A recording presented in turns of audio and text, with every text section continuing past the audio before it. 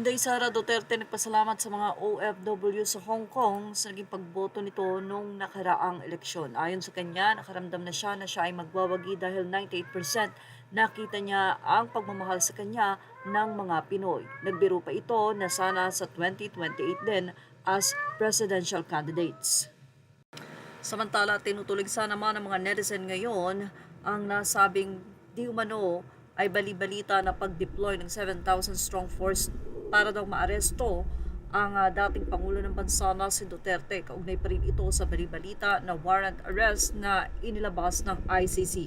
Pero until now ay iba-iba ang nagiging sagot ng mga opisyales dito, lalong-lalo na ang mga nakatataas na may alam dapat sa ganito nga pong issue. At ayon nga sa update ay nasa International Airport na iya at magde-deploy na rin sa ibang mga airport pa at pati sa Davao ay naibahagi na nga ang video na kung saan ilang mga kapulisan na nga ang nagpunta doon. Ilan ang nagsabi na para daw iyon sa isang drill, pero ngayon ay lumalabas na tila napahiya nga ang mga marites ng palasyo dahil sa pagkakalat nila ng warrant of arrest at ang Duterte ay ginawa nila ng issue ang pagpunta sa Hong Kong at ni Vice Sara Duterte ay dahil di umano sa pagtakas ng mag-ama.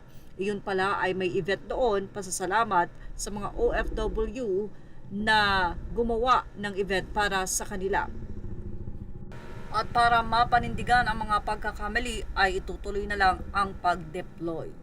Well, mula nga sa isang commentator, Facebook page na si E.B. Jugalbot, sinabi niyang the evolution of PCO from Presidential Communications Office to Presidential Chismosa Office. Am I right or am I right, anti-Attorney Claire Castro? Pinalitan ang mga naunang sekretary at undersecretary at nag-appoint ng sekretary na involved sa PCSO corruption at marites na undersecretary na obsessed sa Duterte. Ginawang showbiz chikahan ang very serious and professional job ng PCO.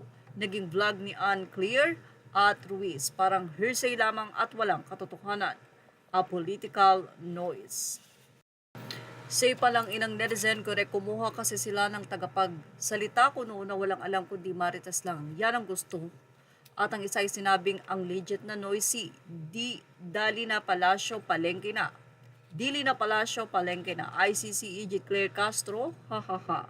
PCO Marites. And evolution of anti-Claire is from as a lawyer to I heard it from a grapevine.